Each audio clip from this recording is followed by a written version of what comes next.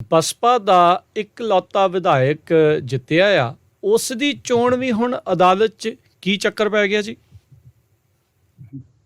ਬਿਲਕੁਲ ਚੋਣਾਂ ਹੋ ਗਈਆਂ, ਨਤੀਜੇ ਆ ਚੁੱਕੇ ਆ, ਪਰ ਬਾਵਜੂਦ ਇਸ ਦੇ ਇੱਕ ਤਰ੍ਹਾਂ ਨਾਲ ਕਹ ਲਓ ਜਿਹੜੇ ਝਮੇਲੇ ਹੁੰਦੇ ਆ ਨਾ ਲੀਡਰਾਂ ਨੂੰ, ਉਹ ਘਟ ਨਹੀਂ ਰਹੇ।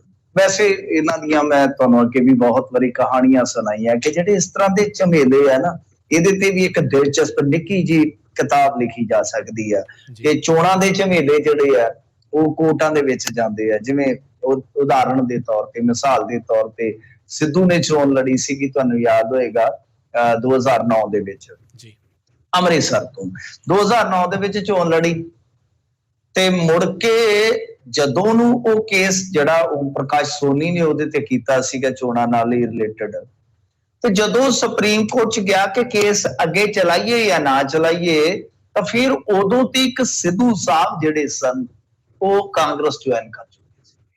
ਤੁਸੀਂ ਹਿਸਾਬ ਲਾ ਲਓ, ਇਹ ਫੈਸਲਾ ਹੋ ਰਿਹਾ। ਸੋਨੀ ਸਾਹਿਬ ਨੇ ਕਿਹਾ ਜ਼ੋਰ ਛੱਡੋ ਕਿਹੜਾ, ਹੁਣ ਤੇ ਉਹ ਆਪਣਾ ਹੋ ਗਿਆ।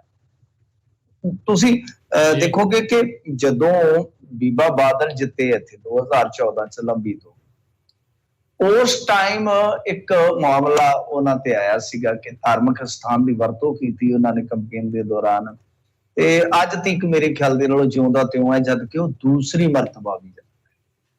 ਤੇ ਇਸ ਤਰ੍ਹਾਂ ਹੁਣ ਇਹ ਚੁਣੌਤੀ, ਇੱਕ ਹੋਰ ਮਿਸਾਲ ਦੇ ਦੇਣਾ ਤੁਹਾਨੂੰ, ਜਿਹੜਾ ਦਵਿੰਦਰ ਘੁਬਾਇਆ, ਸ਼ੇਰ ਸਿੰਘ ਘੁਬਾਇਆ ਦਾ ਲੜਕਾ, ਸ਼ੇਰ ਸਿੰਘ ਘੁਬਾਇਆ ਨਾਂ ਹੀ ਕਾਫੀ ਹੈ। ਅੱਛਾ, ਘੁਬਾਏ ਦੇ ਲੜਕੇ ਦੀ ਵੀ ਉਮਰ ਦਾ ਰੌਲਾ ਸੀ, 2 ਸਰਟੀਫਿਕੇਟ ਤੇ ਸ਼ਾਇਦ ਉਹਦੀ ਅਲੱਗ-ਅਲੱਗ ਉਮਰ ਦਰਜ ਸੀ। ਉਹਨੂੰ ਚੈਲੰਜ ਕੀਤਾ ਸੀ ਸੁਰਜੀਤ ਕੁਮਾਰ ਜੈਣੀ ਨੇ 2017-18 ਚ। ਹਿਸਾਬ ਲਾ ਲਓ ਕਿ ਅੱਜ ਤੀਕ ਉਹ ਵੀ ਨਹੀਂ ਨਿਬੜਿਆ, ਲੋਕਾਂ ਨੇ ਘੁਬਾਏ ਦਾ ਮੁੰਡਾ ਹੀ ਨਿਬੇੜ ਦਿੱਤਾ, ਮਤਲਬ ਉਹਨੂੰ ਹਰਾ ਦਿੱਤਾ ਐਤਕੀ ਫਾਜ਼ਿਲਕਾ ਤੋਂ।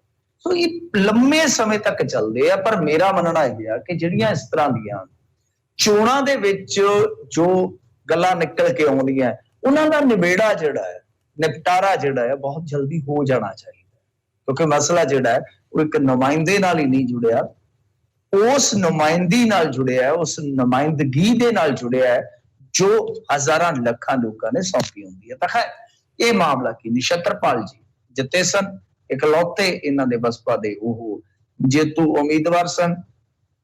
ਹੁਣ ਇਹਦੇ ਤੇ ਇੱਕ ਤੇ ਰੌਲਾ ਜਿਹੜਾ ਹੈ, ਇਹ ਹਾਈ ਕੋਰਟ ਦੇ ਵਿੱਚ ਜਿਹੜੀ ਇਹ ਗਈ ਹੈ ਪਟੀਸ਼ਨ, ਇਹਦਾ ਜਿਹੜਾ ਗਰਾਊਂਡ ਜੇ ਤੁਸੀਂ ਖੰਗਾਲੋਗੇ ਤਾਂ ਇਹਦੇ ਵਿੱਚ ਨੰਬਰ 1 ਨੁਕਤਾ ਕੀ ਹੈ ਕਿ ਬਹੁਜਨ ਸਮਾਜ ਪਾਰਟੀ ਨੇ ਕਹਿੰਦੇ ਕਿ ਟਿਕਟ ਨਛੱਤਰਪਾਲ ਨੂੰ ਦਿੱਤੀ ਸੀ, ਪਰ ਬਾਅਦ ਵਿੱਚ ਇਹ ਟਿਕਟ ਬਰਜਿੰਦਰ ਸਿੰਘ ਨੂੰ ਦੇ ਦਿੱਤੀ ਗਈ ਸੀ, ਤੇ ਦੋਵਾਂ ਨੇ ਹੀ ਨਾਮਜ਼ਦਗੀਆਂ ਦਾਖਲ ਕੀਤੀਆਂ ਸੀ। ਮਤਲਬ ਕਿ ਜਿਵੇਂ ਉਹ ਫਿਲਮ ਸੀ ਨਾ, ਇੱਕ ਫੂਲ ਦੋ ਮਾਲੀ, ਸੁਣੀ ਹੋਣੀ ਹੈ ਕਿਤੇ ਪੁਰਾਣੀ, ਤਾਂ ਇਸੇ ਤਰ੍ਹਾਂ ਟਿਕਟ ਦਾ ਇੱਕ ਤੇ ਰੌਲਾ ਸੀਗਾ।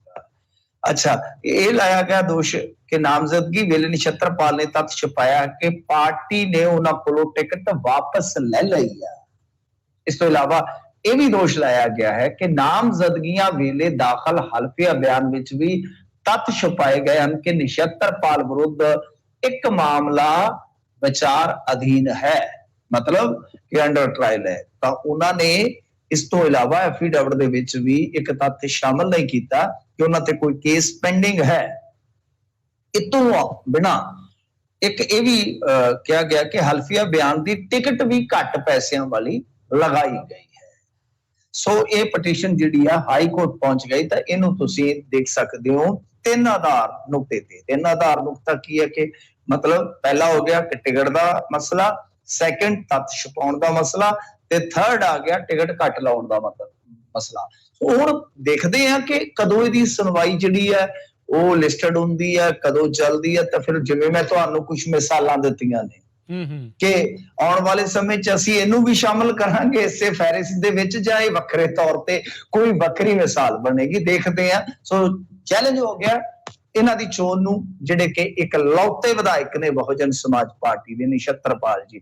ਸੋ ਨਛੱਤਰਪਾਲ ਜੀ ਨੂੰ ਇੱਕ ਤਰ੍ਹਾਂ ਨਾਲ ਕਹਿ ਲਓ ਕਿ ਜਿੰਨੀ ਜਿੱਤਣ ਦੀ ਖੁਸ਼ੀ ਹੋਈ ਹੋਏਗੀ, ਉਦੋਂ ਵੱਧ ਹੁਣ ਚਿੰਤਾ ਸਤਾਉਣ ਲੱਗ ਜਾਏਗੀ ਕਿ ਕਿਤੇ ਮਾਮਲਾ ਗੜਬੜ ਨਾ ਹੋ ਜਾਵੇ, ਕਿਉਂਕਿ ਚਿੰਤਾ ਤਾਂ ਹੁੰਦੀ ਹੈ ਨਾ, ਤੁਹਾਨੂੰ ਪਤਾ ਹੀ ਹੈ, ਜਦੋਂ ਬੰਦਾ ਇਸ ਤਰ੍ਹਾਂ ਦੀ ਕਿਤੇ ਨਾ ਕਿਤੇ ਕੋਈ ਕਾਨੂੰਨੀ ਪੇਚੀਦਗੀ 'ਚ ਫਸ ਜਾਂਦਾ। ਸੋ ਨਵਾਂ ਸ਼ਹਿਰ ਤੋਂ ਵਿਧਾਇਕ ਨਛੱਤਰਪਾਲ ਇੱਕ ਵਾਰੀ ਕਾਨੂੰਨੀ ਪਚੜੇ 'ਚ ਜ਼ਰੂਰ ਹੋਈ ਜਾਂਦੀ।